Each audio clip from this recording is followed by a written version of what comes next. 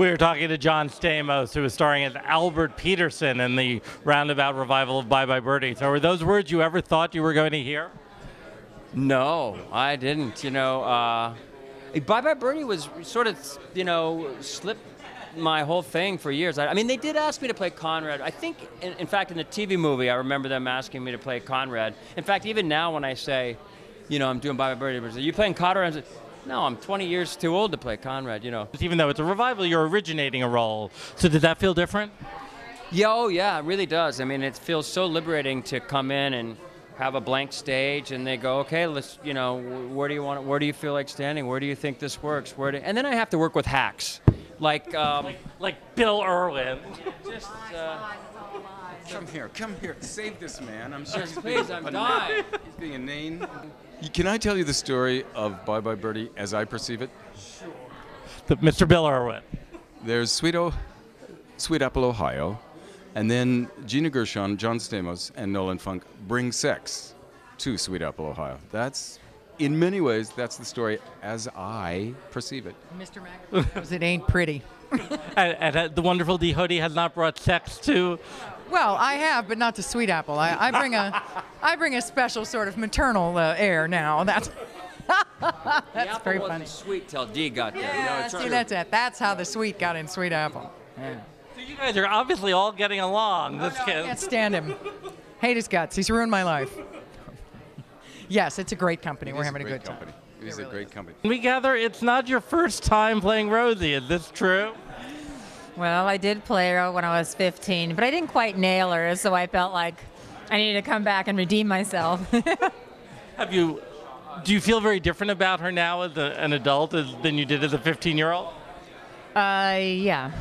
Actually, I don't even remember. I remember the guy who playing Albert was like up to here on me, and I remember just being really angry that I couldn't wear heels. I was like, Rosie would wear heels, but the teacher was like, you can't wear heels because he's only up to here on you.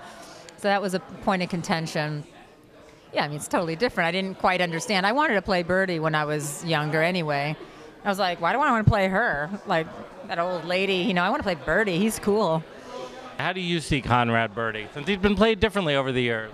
Yeah, I mean, I think in the past the usual has been that he's entirely not sincere in singing, that he's honestly sincere. Not my point of view. I kind of view him as a lot more raw. I think he's come from, a lot of hardship and has been thrust into the celebrity for the past 4 years of his life, and now he's ready to bust out and, ends up wreaking a little bit of havoc on this small town and getting people to come out of their shells. Is it something you'd ever thought that you'd get the chance to play? Iconic, this part. She is like, she invented passive aggression, I think, this mother. And also I think of her kind of as Archie Bunker in a mink coat. It's a great honor to play her. Is there a special plus and a bonus that at least two of the creators, Charles Strouse and Lee Adams, are still with us? Absolutely. I can go to them and say, what does this mean? What did you do all these years ago? Some of the things they remember, some they don't, but what's important they do. And it's such a great score. You listen to these songs and so many people have said, oh, is that from Birdie? I remember loving that song. So it's a feast of brilliant songs. Which of the songs in this show was the most challenging for you to write? Well, I think for Lee and me, Spanish Rose was a very difficult song because it wasn't originally, the show was written originally for a young woman by the name of Carol Haney. And she got ill when we had rehearsals. And it was Lee's and Mike's and my idea to perhaps change the whole show around and use our pal. Cheetah was a pal of ours. We did Shoestring Review. Cheetah Rivera, who originated the role of Rosie Alvarez. Yeah, but actually she hadn't. Carol did.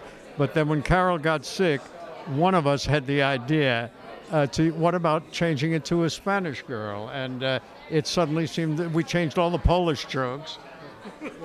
It was not easy to change. We changed it. That's what you do.